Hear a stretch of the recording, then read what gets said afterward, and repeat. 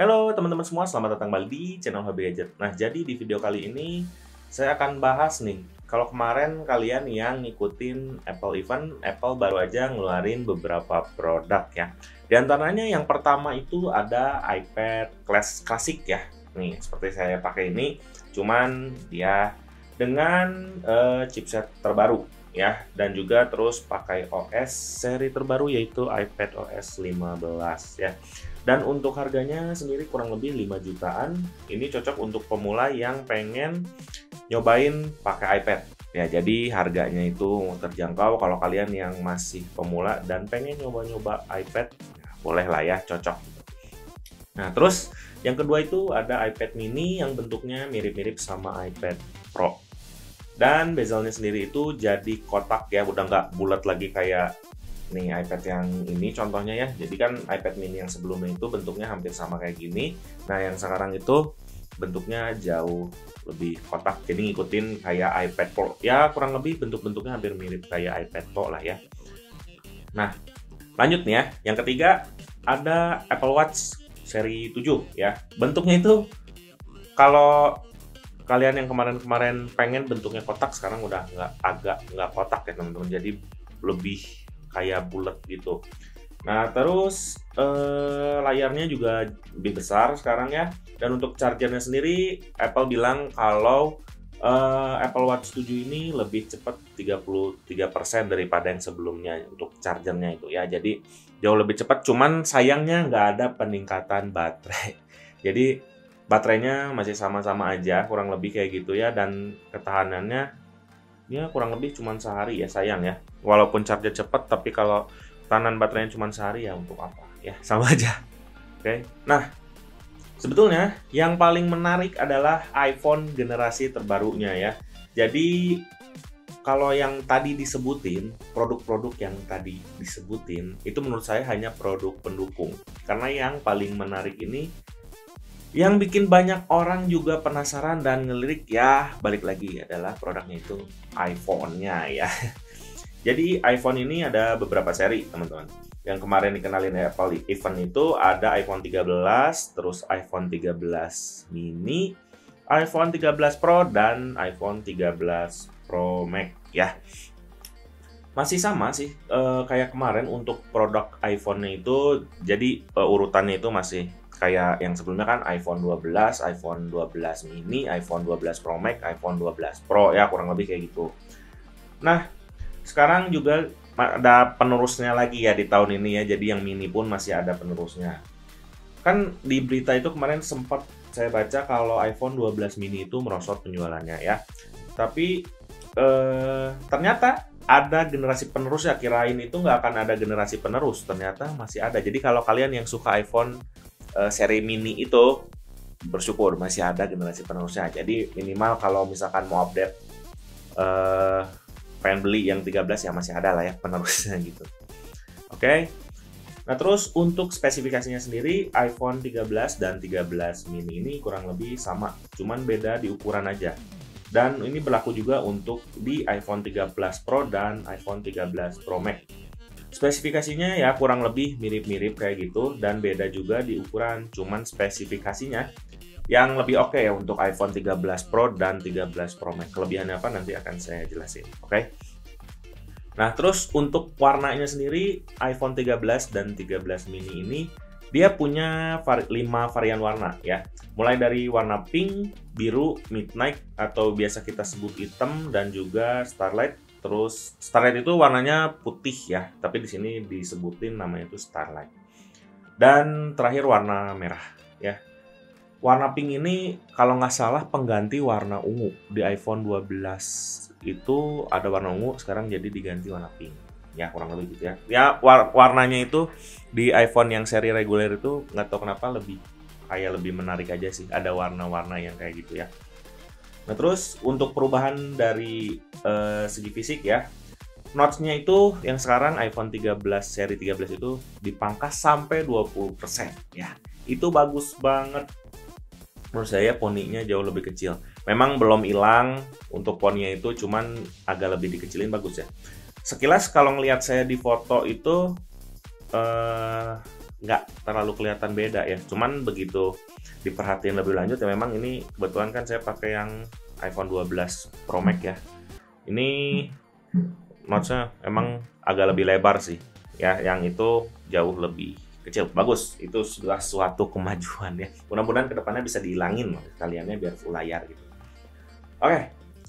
Nah, terus kamera belakangnya yang tadinya iPhone 12 itu bentuknya vertikal ya, atau misalkan ini kayak ini diilangin. Nih, vertikal kayak gini. Nah, sekarang di iPhone 13 itu kelihatannya jadi diagonal. Nah, kalau misalkan ini jadi gini diilangin ya, kalau misalnya ini ya. Nanti ada contohnya sih. Jadi bentuknya itu diagonal kayak gini ya. Udah bukan vertikal lagi lurus ke bawah gini, tapi jadi diagonal. Itu ada beberapa alasannya, ada 2 alasan sih menurut saya ya. Yang pertama ya, supaya kelihatan perbedaannya ya. Jadi kalau kita misalkan punya iPhone 12 gitu ya, mau beli iPhone 13 kan nggak lucu kalau misalkan bentuknya dari belakangnya masih sama-sama aja gitu. Itu apa gitu, orang nggak akan tahu gitu ya kalau misalkan kita beli iPhone 13 ya. Nah, makanya itu jadi bentuk kameranya adalah yang paling gampang untuk dirubah. Itu alasan pertama. Kalau menurut saya ya. Nah, kalau alasan yang kedua itu sebetulnya adalah sensor kameranya yang di Apple iPhone 13 ini jauh lebih besar ya. Jadi Apple itu bikin gimana caranya supaya sensor yang besar itu bisa masuk tanpa harus rubah bentuk framenya. Terus untuk sensornya sendiri, iPhone 13 ini pakai Shift OIS ya, atau Shift OIS gitulah. Jadi yang bergerak ini adalah sensor bukan lensanya. Jadi sensornya itu ikut bergerak, bukan cuma lensanya aja yang bergerak ya. Nah, terus sebetulnya sensor ini tuh udah dipakai di iPhone 12 Pro dan 12 Pro Max. Nah, sekarang diturunin untuk teknologinya itu dipakai di iPhone 13. Nah, itu 13 Pro dan 13 Pro-nya 13 Pro dan 13 Pro Max-nya itu udah pasti naik ya. Nah, nanti di tahun depan udah pasti teknologinya bakal diturunin di iPhone yang berapa ya? 14 ya berarti ya. Ya itulah kurang lebih kayak gitu.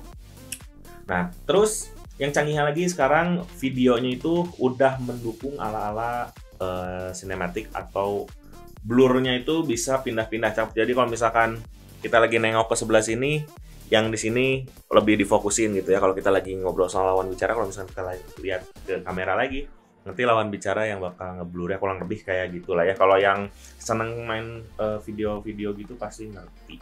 Oke. Nah, lanjut.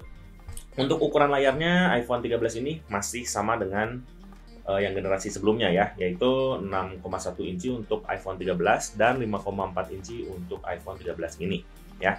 Dengan kecerahannya itu naik 28% dari generasi sebelumnya. Harusnya sih ini lebih cakep ya untuk layarnya. Jadi kecerahannya itu harusnya lebih oke. Nah, terus untuk ketahanan baterainya naik juga ya. Jadi 1,5 jam untuk iPhone 13 mini dari generasi yang sebelumnya ya, yaitu iPhone 12 mini. Itu naik 1,5 jam. Terus untuk iPhone 13 mini, iPhone 13 dia sendiri naik ya 2,5 jam dari iPhone yang generasi sebelumnya, yaitu iPhone 12. Bobotnya memang pasti ada penambahan ya, tapi masih bisa dimaklumi kalau daya tahan baterainya sendiri ini dia tentunya itu ya bisa lebih lama. Tapi ini harus dicoba lebih lanjut ya. Seberapa irit sih baterai, apakah sesuai dengan yang dibilang oleh Apple bahwa naiknya itu 2,5 jam, karena kan kondisi kadang-kadang bisa mempengaruhi ya. Nah, yang selanjutnya itu chipsetnya. Sekarang chipset itu pakai Apple A15 Bionic yang katanya performanya kenceng dan ada peningkatan. Pastinya 50% CPU lebih cepat katanya, dan 30% GPU-nya juga lebih cepat. Dan Apple bilangnya itu lebih cepat itu untuk berkompetisi ya, bisa kita lihat di pamfletnya itu dia bilang dari kompetisi. Nah, ini sebetulnya menurut saya agak rancu. Kompetisinya itu apakah dengan smartphone lain, atau misalkan dengan chipset Snapdragon 888 atau 88 berapa lah gitu ya, atau dengan apa ini ya. Karena kan biasanya kalau misalkan kita lihat di yang sebelumnya itu, biasanya Apple ngebandingin itu sama chipsetnya lagi ya. Misalkan kalau contohnya nih, A15 misalkan yang Bionic ini lebih cepat dari A14 Bionic, itu masih masuk akal menurut saya karena memang harus ada peningkatan. Tapi ini dibilangnya kompetisi. Nah, ini yang agak rancu. Ini harus harus dipelajari lebih lanjut gitu ya, membingungkan gitu. Nah, jadi untuk iPhone 13 dan iPhone 13 mini ini tentunya lebih oke dibanding generasi sebelumnya ya. Dengan hadirnya fitur-fitur yang baru, jadi kalau kalian yang pengen punya dari generasi yang udah cukup berumur ya, jadi misalkan kalian itu pengen upgrade lah ya, handphone itu pengen ke handphone seri iPhone terbaru, ini tentunya bisa jadi salah satu pilihan yang menarik ya. Dan tentunya nggak sampai di situ aja, untuk masalah harganya itu mirip-mirip dengan generasi yang sebelumnya. Untuk harga iPhone 13 start di kisaran 15 juta dan 13 mini ini di angka 13 jutaan. Dan yang menarik, storage-nya itu yang di bawah sekarang mulai dari 128 GB, bukan lagi 64 GB ya. Nah, ini menjadi keuntungan bagi kalian yang pakai usernya itu awalnya cuma beli yang 64 GB. Udah ngerasa kurang. Nah, sekarang jadi mulainya itu 64 GB-nya udah nggak ada, jadi 128 GB. Ini menjadi pilihan yang menarik menurut saya. Sekarang kita lanjut ke ini dia nih ya, yang masterpiece-nya menurut saya ya di tahun ini adalah iPhone 13 Pro dan 13 Pro Max. Ya, akhirnya salah satu fitur yang diunggulkan baru di tahun ini hadirnya. Kenapa nggak tahun kemarin aja gitu? Layar 120 Hz. Ini yang saya tunggu Apple dari tahun kemarin sebetulnya ya. Selain itu, layarnya juga ya mendukung teknologi variable refresh rate yang fungsinya ini bakal ngatur sesuai dengan kebutuhan. Ya, lagi nontonkah? Atau lagi lihat-lihat foto? Atau lagi baca? Atau mungkin lagi main game? Ya, intinya ya, layarnya ini bakal menyesuaikan sesuai kebutuhan yang sebetulnya variable refresh rate ini kalau saya pribadi udah kenalnya ada di Samsung ya. Sebetulnya variable refresh rate, cuman namanya itu kalau di Samsung adalah adaptive refresh rate. Ya, fungsinya sebetulnya mirip-mirip ya, nurunin atau naikin refresh rate secara otomatis. Cuma beda di nama aja mungkin ya. Nah, terus untuk baterainya, Apple bilang iPhone 13 Pro ini lebih lama 1,5 jam untuk ketahanan baterainya daripada iPhone 12 Pro. Dan iPhone 13 Pro Max ini 2,5 jam tahan lebih lama dibanding iPhone 12 Pro Max yang juga saya pakai ini ya. Ya, kalau dengan layar refresh rate-nya itu sampai dengan 120 Hz, tahan baterainya lebih lama, itu menurut saya cakep ya. Harusnya seperti itu ya. Jadi lebih bagus, kita harus bisa lebih lama gitu ya pakai handphonenya ya. Terus selain itu juga poninya juga sama ya, dipangkas jadi 20% ya, nggak selebar yang generasi sebelumnya. Memang harus kayak gitu ya, masa iPhone 13 yang reguler dipangkas sedangkan yang iPhone yang seri 13 Pro atau Pro Max itu nggak dipangkas, kan nggak lucu ya. Nah, terus untuk bentuk kameranya sendiri kita nggak aneh sebetulnya ngelihatnya. Jadi di bentuk kameranya itu nggak ada yang berubah ya. Jadi bentuknya masih sama kayak gini kurang lebih ya. Untuk setupnya itu kurang lebih kayak gini. Cuma aja sekarang jauh lebih besar untuk ukurannya, mengingat sensornya pun ini diklaim mampu menangkap cahaya sampai dengan 2,2 kali lebih baik ya. Terus juga bisa motret makro dan bisa optical zoom hingga 3 kali. Kalau yang sebelumnya kalau nggak salah berapa ya? 2,5 kali ya. Kalau nggak salah 2,5 kali, dan sekarang jadi naik bisa sampai 3 kali untuk optical zoomnya itu ya. Dan lebih kerennya lagi, sekarang ketiga kameranya ini support night mode ya. Nah, jadi kalau kalian yang kemarin punya iPhone terus si kamera utamanya doang yang cuman support night mode, sekarang di 3 lensanya ini support untuk night mode. Mantap banget ya. Terus tambahan lain ada juga perekaman video. Bisa rekaman videonya itu pakai ProRes ya, yang katanya jadi nggak kekompres dan lebih enak untuk editing. Jadi biasanya kan kalau udah ngerekam video suka agak-agak kekompres gitu ya, supaya lebih kecil gitu ya untuk pakai space internalnya. Nah, sekarang di ProRes ini katanya nggak kekompres. Lanjut untuk bentuknya sekarang ya. Untuk bentuknya kurang lebih masih sama ya kayak gini ya. Jadi masih mempertahankan di generasi sebelumnya untuk bentuknya kotak ya. Dan untuk bahannya itu masih pakai bahan stainless steel yang berasa mewah dan mahal banget menurut saya ya. Jadi dipegang itu mahal aja gitu, nggak tahu kenapa ya. Nah terus dengan pilihan warnanya itu ada 4 warna, graphite atau hitam ya, atau sebenarnya lebih ke arah abu-abu sih graphite-nya ini. Terus ada gold, ada silver, dan juga Sierra Blue ya. Yang warnanya birunya ini agak lebih muda daripada yang generasi sebelumnya, ini kan lebih tua ya. Dan nggak menarik sama sekali menurut saya yang warna biru itu, walaupun warnanya itu dia pakai warna signature ya, tapi menurut saya nggak kurang menarik. Yang lebih menarik itu warna graphite-nya atau warna gold-nya, itu lebih menarik menurut saya. Jadi agak kelihatan mahal aja gitu ya, jadi birunya itu yang sekarang nggak kelihatan mahal menurut saya. Nah terus untuk chipsetnya sendiri masih sama ya, pakai yang sama iPhone 13 itu dia pakai Apple A15 Bionic, tapi ada tambahan 1 core ya di GPU-nya, bukan di CPU ya, tapi di GPU. Yang katanya ini bakal lebih kenceng kalau misalkan main game, tapi harus dicoba juga sih ya, kencengnya itu kayak gimana. Soalnya saya selama ini pakai di iPhone 12 Pro Max aja itu udah kenceng banget gitu ya, nggak tahu nih sekarang ini apakah lebih kenceng, jadi nggak tahu peningkatannya itu di mana ya, untuk apa gitu ya.